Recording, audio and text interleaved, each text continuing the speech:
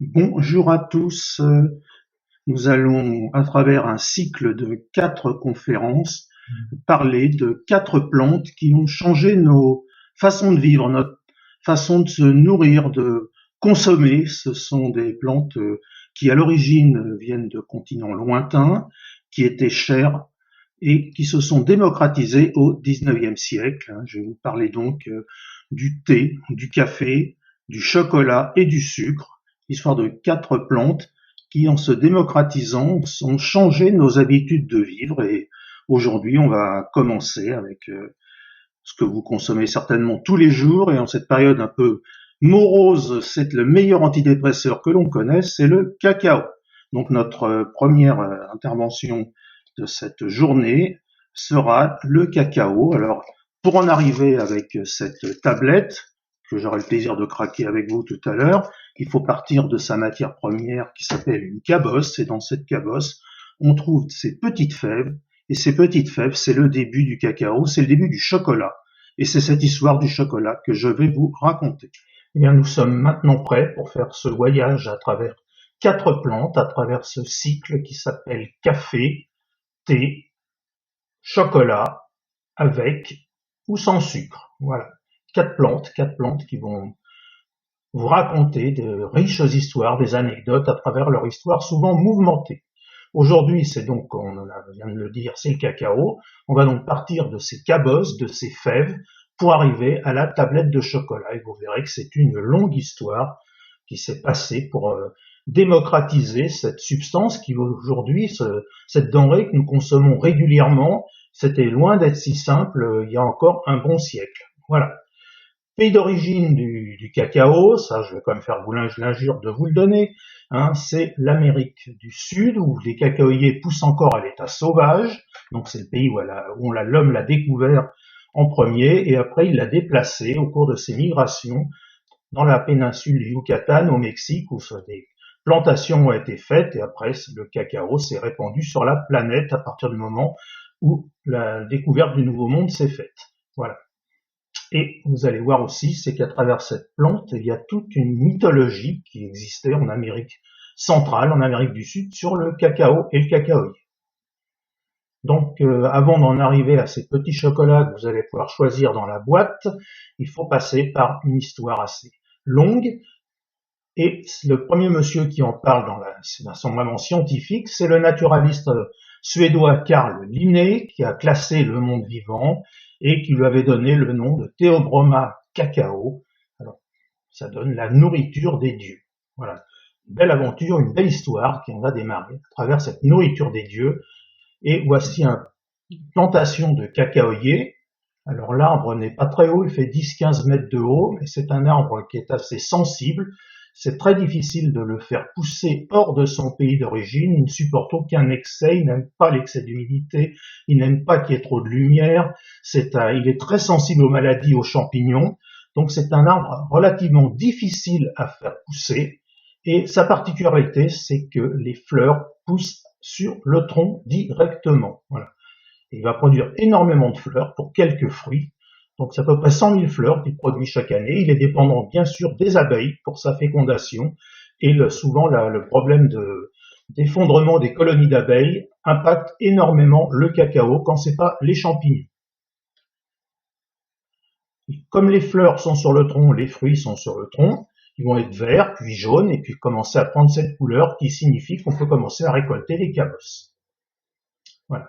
Quelque chose à savoir, c'est que le cacao, lorsque vous croquez votre morceau de chocolat, c'est une plante qui demande énormément de main-d'œuvre. Il y a 42 millions de personnes qui travaillent sur la planète rien que pour produire ces fèves de cacao. Voilà, donc c'est quelque chose qu'il faut penser, ça demande énormément de travail, ça n'arrive pas comme ça chez votre commerçant, c'est une plante qui a une longue histoire, un long travail. Je vous la présente en coupe ici, cette cabosse. Elle contient une 30 à 40 fèves qui sont engluées dans une sorte de gelée, dans une sorte de mucilage blanc très sucré. Et un spécialiste en cacao, rien qu'en goûtant ce mucilage, sait s'il aura affaire à un bon cru de cacao. Voilà, donc il va falloir enlever ce mucilage pour extraire les fèves. L'opération s'appelle l'écabossage. Donc on a sur le même identifier sur cette image à la fois les fèves et ses fleurs sur le tronc. Ce qui va nous intéresser, c'est la fève que vous voyez apparaître. C'est un œuf qui renferme ce qui va donner le chocolat. Vous voyez ici la partie interne. Maintenant, on va aller un petit peu plus loin. Je ferai une phrase ou deux de chimie. Comme la plante s'appelle la nourriture des dieux théobroma, on a appelé la molécule principale qu'elle contenait la théobromine. La théobromine est de la même famille que la caféine. Il faut savoir qu'il y a aussi d'ailleurs de la caféine dans le cacao, tout comme il y a de la caféine dans le thé et le café.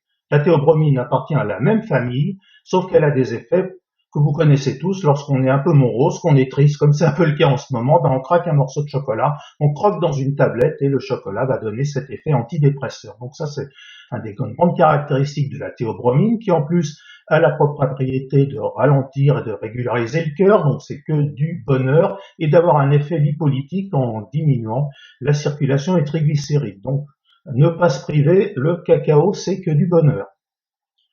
Et lorsqu'on regarde sur cette image, on va comprendre que ça va activer certaines parties du cerveau, notamment tout ce qui est plaisir, addiction, et ça, ce qui fait que certaines personnes peuvent devenir chocoholiques, et qui n'a jamais fait ça dans sa vie, c'est-à-dire aller voler en douce la tablette de chocolat, les gâteaux au chocolat dans le placard. On en arrive même à ce que certaines personnes puissent devenir, comme je vous disais, chocoholiques, addicts au cacao. Alors, dans le cacao, c'est comme pour la vigne, comme pour le vin, il y a des cépages. En fonction de l'endroit où vous allez planter les plants de cacaoyer, eh bien, vous allez obtenir différents types de cépages, comme on aurait du cabernet ou du sauvignon pour un vin. Je vais vous les classer rapidement parce que c'est quelquefois assez compliqué, mais il faut savoir que le haut de gamme du chocolat, c'est le cacao criollo, qui aujourd'hui n'est cultivé qu'en Amérique. C'est une plante qui est fragile, qui ne supporte pas de partir sur d'autres pays. Donc ça fait vraiment, c'est le très très haut de gamme du cacao qu'on a souvent du mal à trouver dans le commerce. La deuxième chose qu'il faut savoir, c'est bien entendu, le cacao va demander une période de séchage. Je reviendrai à la fin.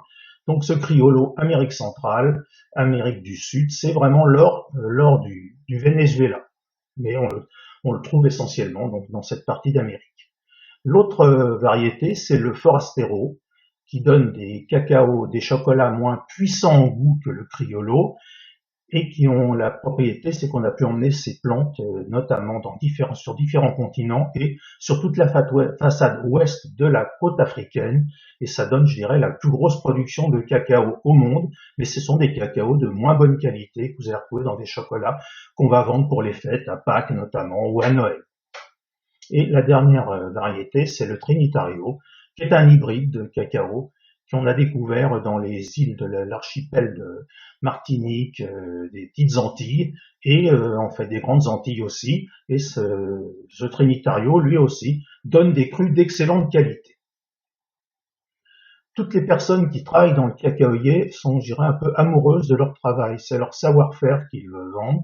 C'est des plantes qui demandent beaucoup d'entretien, qui sont fragiles, je vous le disais. Donc ces personnes sont fières. Il y a vraiment une fierté de travailler dans le cacao. Et malheureusement, comme je vais en parler la prochaine fois sur le café, mais d'autres fois sur le thé et le sucre, ce sont des plantes qui étaient esclavagistes et qui sont toujours esclavagistes de nos jours.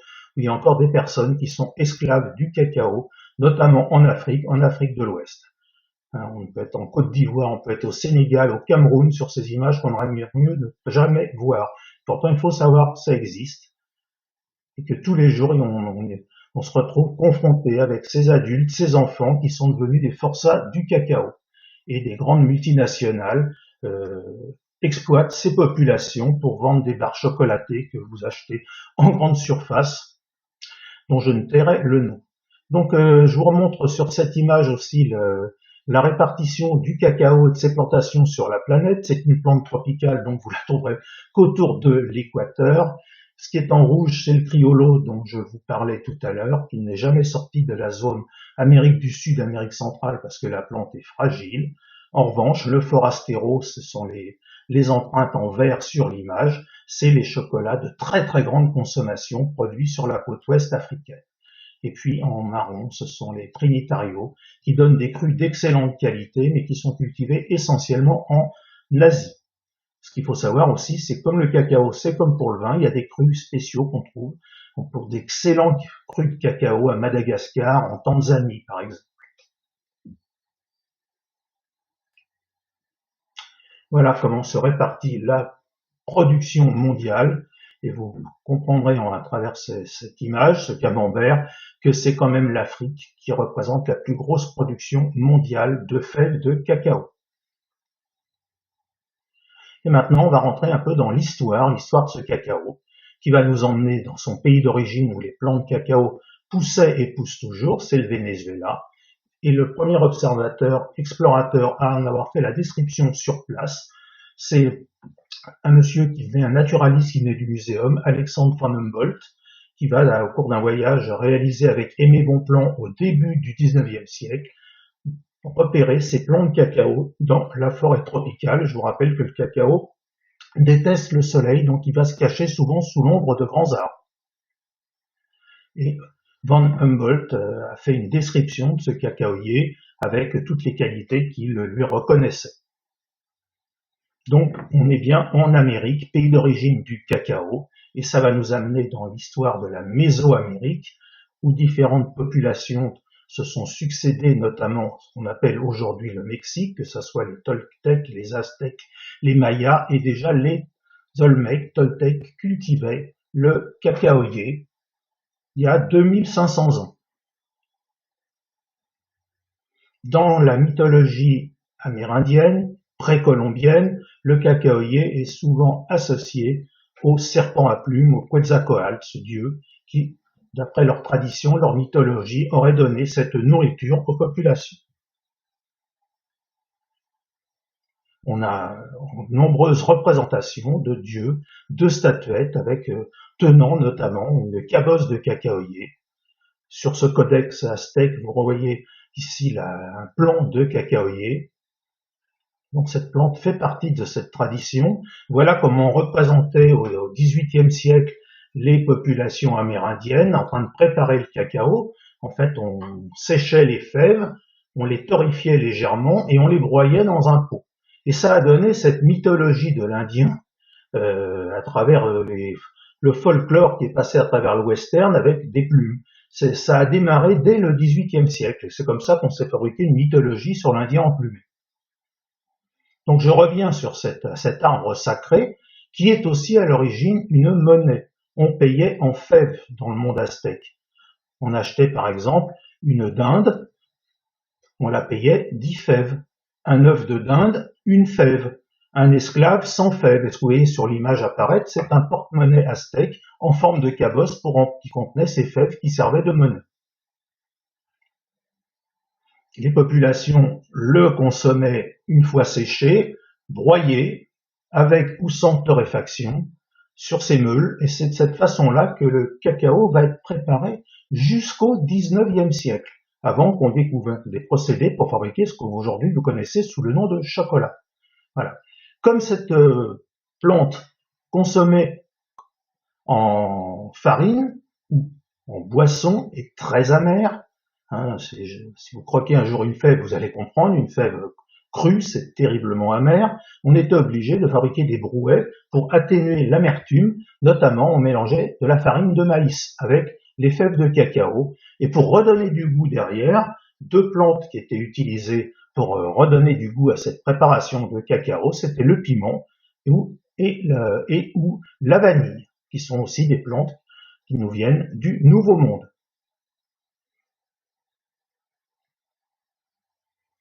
Alors le premier à observer des fèves de cacao, lors de son premier voyage, c'est Christophe Colomb. Les populations locales embarquent, lui ont apporté différentes denrées à bord du bateau, et dans ces denrées, dans un panier, il y avait des fèves de cacao que Christophe Colomb a dédaignées, pensant que c'était des crottes de chèvre. Là, il est passé à côté d'une certaine richesse, parce que ces voyages n'ont pas toujours été à la hauteur de ce que ses commanditaires attendaient, et certainement que ça leur aurait valu beaucoup plus d'avoir ramené des fèves de cacao. Un qui ne se fera pas avoir, c'est Hernán Cortés, notamment dans sa conquête du Mexique, mais dans ses rapports, lui va reconnaître la valeur des fèves de cacao, il va les goûter, et il va dire que lorsqu'on a consommé du cacao, on peut marcher une journée complète sans jamais être fatigué. Voilà. Et bien entendu, il va ramener cette denrée à la cour d'Espagne et à la cour du roi Charles Quint. Après, bien entendu, avoir fait cette conquête du Mexique que tout le monde connaît, vous avez ici l'imagerie d'Épinal où tout se passe bien, mais la réalité en a été tout autre puisque ça a été une destruction d'une civilisation. Et le cacao a fini par arriver à la cour d'Espagne, et bien entendu, tout le monde fait la grimace en buvant cette préparation, on broie les fèves de cacao torréfiées, on met de l'eau chaude et on bat, ça s'appelle un chocolat battu, et tout le monde fait la grimace parce que c'est très amer. Mais comme c'est rare, c'est donc cher, et toutes les cours d'Europe veulent du cacao. Alors pour atténuer l'amertume, on va rajouter de la canne à sucre ou de la cannelle. Mais le cacao va se répandre très très vite, c'est la première de ces plantes qui arrive vraiment en Europe, avec le thé, le café, et ça va être un succès immédiat. Et on n'a fait que ramener l'instrument qu'utilisaient les populations aztèques et ce pot dans lequel on bat dans de l'eau chaude la poudre de cacao. Dès qu'on arrête de battre, elle retombe au fond. Le premier à y goûter des grandes cours de France, ça va être Louis XIII qui va épouser Marie-Thérèse d'Autriche, et bien entendu, dans la dot, Marie-Thérèse d'Autriche, qui bien sûr, comme son nom ne l'indique pas, est espagnole, il y a le cacao. Mais Louis XIII ne sera jamais un grand amateur de cacao.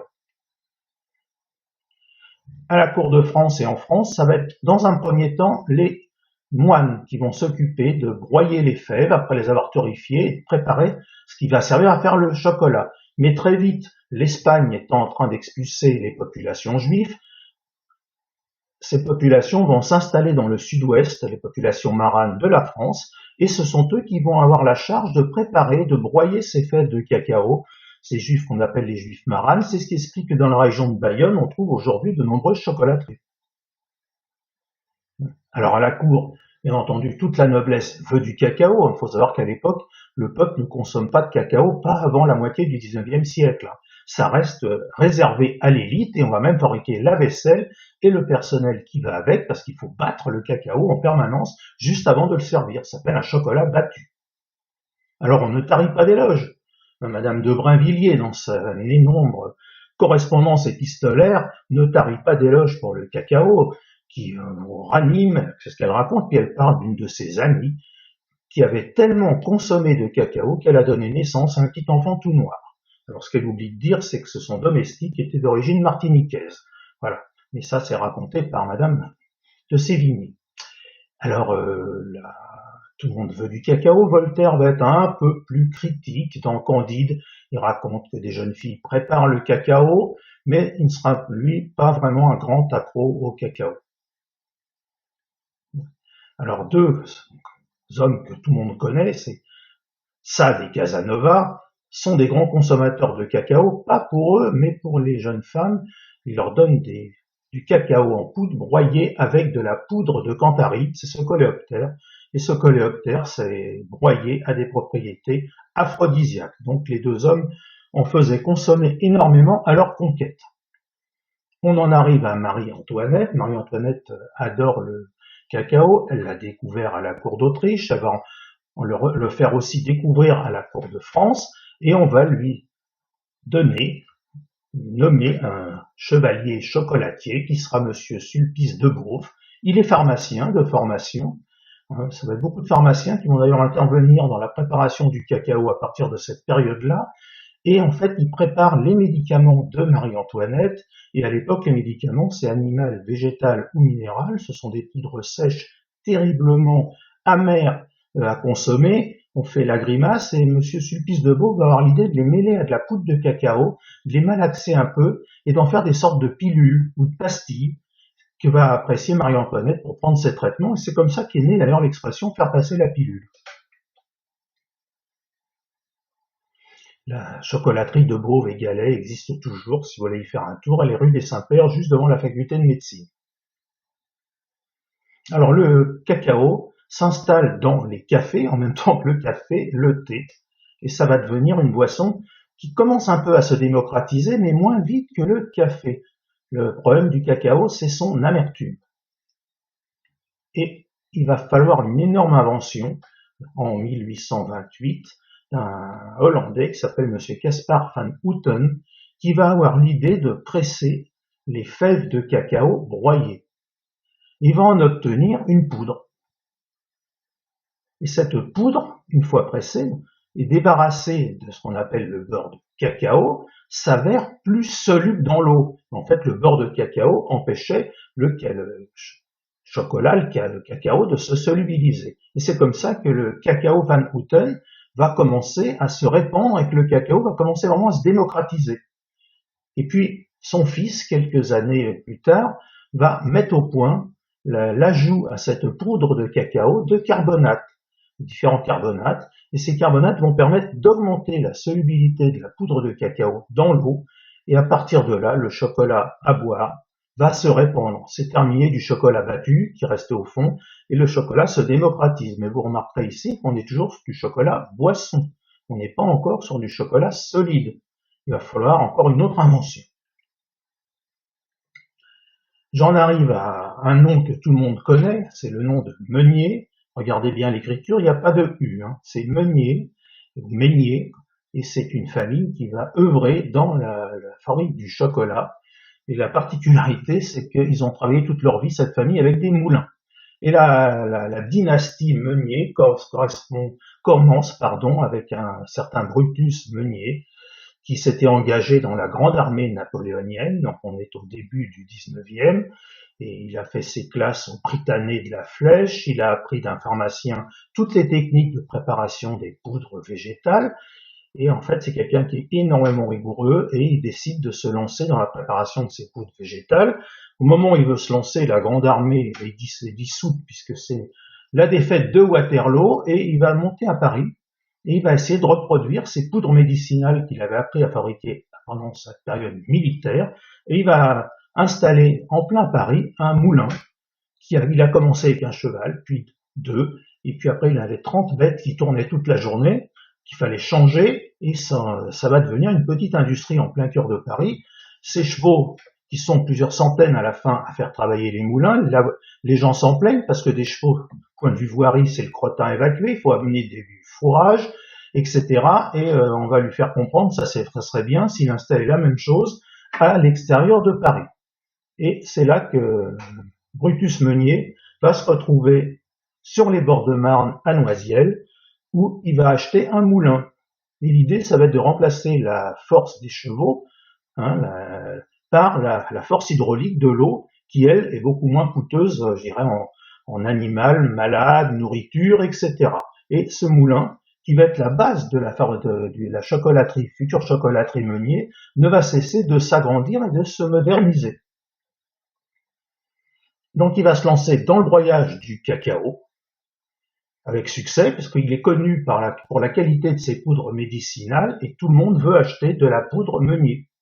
Voilà, c'est comme ça que la société Meunier va exploser, mais je vous le montre sur cette image, ce que vous voyez ici sur la fabrication, il ne s'agit pas d'une tablette de chocolat, mais il s'agit de barres de chocolat que Meunier a fabriquées plus tard, qui étaient agglomérées les unes contre les autres. Le but, c'était de les casser et de les mettre dans un morceau de pain. Mais l'invention de la tablette de chocolat ne revient pas à Meunier. Elle revient à un Anglais qui s'appelait Monsieur Fry.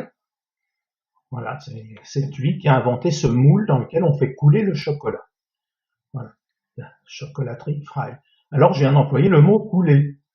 Or, à l'époque du début des Meuniers, le chocolat est en poudre par la technique Van Houten.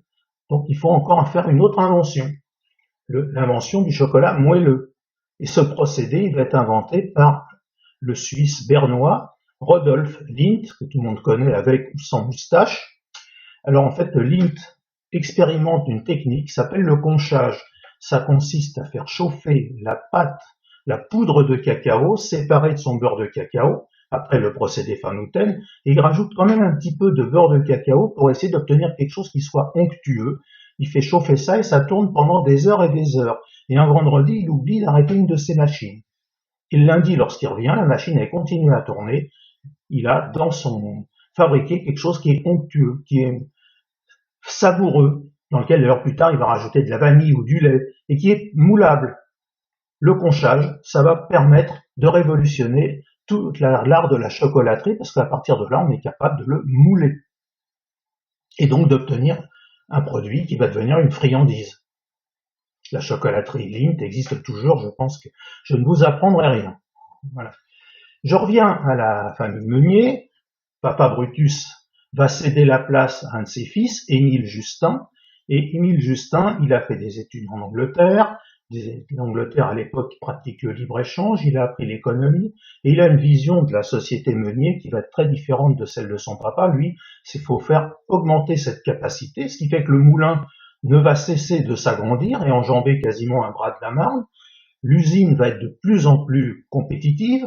Mais Meunier a une autre idée en tête, c'est que lorsque vous voulez faire du cacao, donc fabriquer du chocolat, il faut maîtriser toutes les étapes de la plante jusqu'à la tablette. Et Meunier va faire construire une flotte de bateaux qui ressemble un peu aux clippers qui servaient à transporter le thé entre la Chine et l'Europe. Ces bateaux ont un faible tonnage, mais ils vont très vite. Pour les Meunier, si on ne maîtrise pas le transport et la production sur place, on ne s'en sort pas. Et l'avenir d'ailleurs lui donnait raison. Il va s'installer, il va acheter des arpents de terre au Nicaragua. Et c'est là que va se concentrer son activité de production. À partir de là, bien sûr, il sait broyer les fèves, mais il les produit lui-même. Donc il n'y a aucun intermédiaire. Donc il maîtrise tout. Il va installer dans une vallée qui s'appelle toujours aujourd'hui une Val-Meunier au Nicaragua, une entreprise avec des plantations et des usines de stockage, et bien sûr tout le personnel à l'époque, ce qui est révolutionnaire, est logé, nourri. Il y a un dispensaire, il y a un restaurant. Ça préfigure, je dirais presque les familistères de la deuxième partie du 19e siècle. Les grands présidents des différents États d'Amérique viennent voir la plantation Meunier où les gens travaillent sans être esclaves. Ça va être une première. La société fonctionne à plein rendement. Et Meunier, donc vous voyez ici sur cette carte en jaune, c'est le Nicaragua, va avoir une idée à l'époque révolutionnaire qui avait germé dans la tête à l'époque de Napoléon III.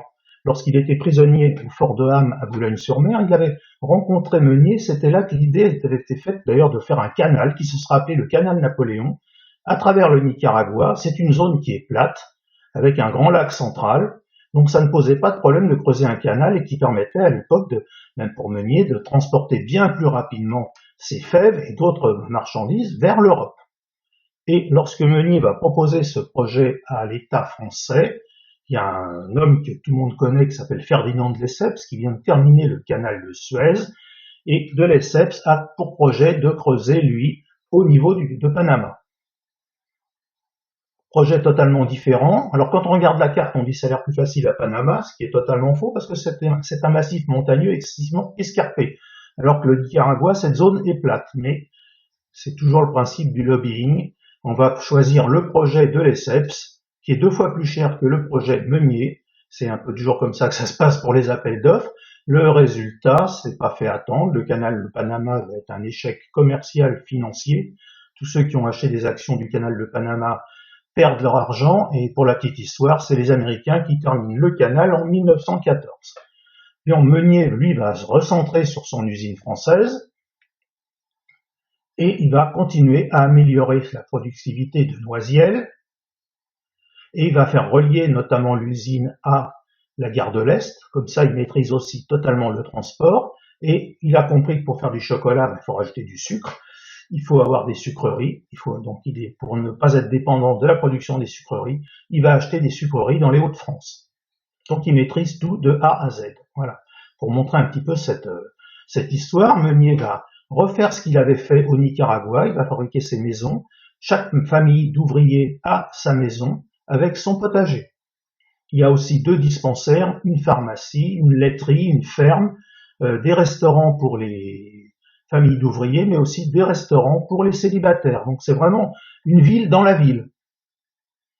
On y trouve une laiterie, les populations qui travaillent pour Meunier peuvent aller chercher leur lait, leur viande, leur pain. Il y a une boulangerie et il y a bien sûr une école, et cet endroit se visite toujours.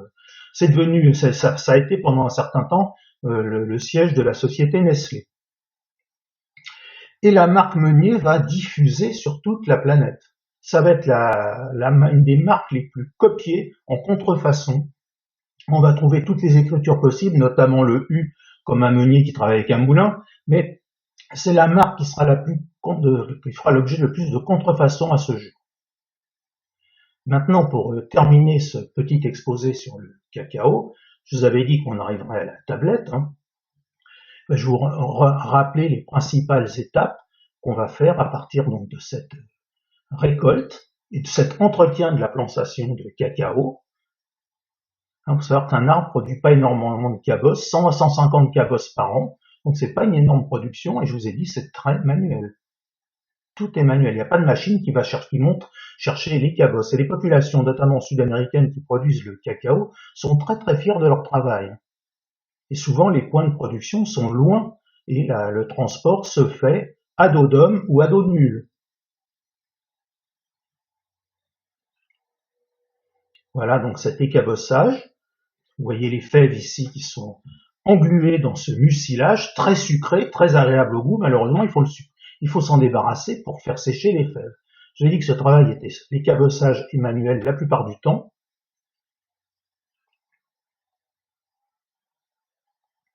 Et puis, après, l'étape suivante, ça va être une étape de fermentation, où on va donc mettre dans de l'eau les fèves en flottation, et comme c'est un peu comme pour le vin, pour la préparation du vin dans la cuve, une fois qu'on a pressé le raisin, ben là, les levures vont tomber sur cette préparation, pardon, et une fermentation va s'enclencher, et les levures vont consommer le mucilage, et les fèves vont commencer déjà à se charger, cette fermentation commencera à donner une première partie de l'arôme des fèves. Alors, pour ceux qui ne connaissent pas, une fermentation de fèves, ça sent très mauvais et on sait où se trouve une plantation de cacao à des centaines de mètres, voire des kilomètres de distance, parce que l'odeur est très désagréable. Le mucilage est consommé par la levure et on va maintenant passer à l'étape de séchage, qui est l'étape cruciale pour la préparation des fèves, et dans des pays où il pleut tous les jours. Alors sur cette image où les fèves ont été disposées sur un tapis de sol, en pleine exposition au soleil, et au fond de l'image, on voit des briques et des bâches. Donc ce qu'on va faire dès que le soleil sort, on va recouvrir les fèves de cacao asséchées de la bâche en plastique, le soleil va chauffer, provoquer une transpiration des fèves, et dès que ces fèves commencent à transpirer, on enlève la bâche et l'eau s'évapore, et on reproduit plusieurs fois l'expérience, et les bâches servent aussi, dès que la pluie revient, à empêcher les fèves de se réhydrater. Le gros problème des fèves, mais c'est le même pour le café, c'est le même pour le thé, c'est le risque de développement de moisissure. Et ça, c'est quelque chose qu'il faut vraiment, le séchage est crucial. Donc c'est quelque chose qui est très très très minutieux, très réglementé pour obtenir ces fèves de cacao bien sèches. Et après, la mise en sac, c'est comme pour le café, c'est comme pour le thé, c'est des sacs de 60 kg. Et en fait, c'était la norme qui avait été faite au 18e. Au 17e, c'est ce que devait porter chaque esclave. Essayez de porter un sac de 60 kg, vous allez comprendre. Alors, l'étape torréfaction, elle se fait dans les pays qui aboutissent après au chocolat. Elle ne se fait pas sur les plantations. Alors, je vous donnerai pas des chiffres, je vous donner des chiffres de 120 à 150 degrés de température, 20 à 30 minutes, ça c'est des secrets de fabrication qui ne sont jamais donnés. Le but c'est d'arriver à torréfier la fève, pas trop, pour qu'elle exprime encore plus d'arômes. Et ça permet aussi de la sécher pour la préparer au broyage. On va enlever la petite coque qui est autour, et on va obtenir une poudre de cacao. C'est le procédé qui était fait jusqu'au 19e siècle. Bien sûr, là intervient le procédé Van Houten. On va monter à 500, 600 bars pour séparer la poudre de cacao sous la forme de tourteau du beurre de cacao. Et après, on va passer à l'opération de conchage qui va permettre d'obtenir un chocolat moelleux capable d'être moulé, dans lequel on aura ajouté du miel, des noisettes, des amandes, etc., etc. Alors la question que quelquefois on me pose, c'est que fait-on du beurre de cacao? Parce qu'il n'est pas entièrement réutilisé dans la préparation du chocolat. Alors on en fait du chocolat blanc, c'est pas vraiment un chocolat de grande qualité, Eh bien, la préparation du beurre de cacao pendant très longtemps, ça a été la préparation de suppositoires. Le beurre de cacao fond à 34 degrés. C'est la température de l'anus. Voilà. C'est quelque chose qu'on a découvert de façon fortuite.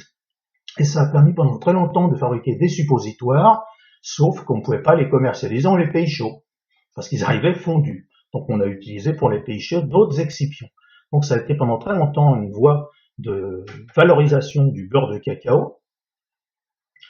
Et aujourd'hui, on l'utilise toujours, notamment pour fabriquer des rouges à lèvres. La température des lèvres étant aussi, comme pour l'anus, de 34 degrés. Et le rouge à lèvres fond à base de beurre de cacao, ces sticks qu'on va utiliser pour éviter les crevasses, par exemple, ou les gerçures. Donc le beurre de cacao est encore très fortement utilisé, et bien sûr par la cosmétique.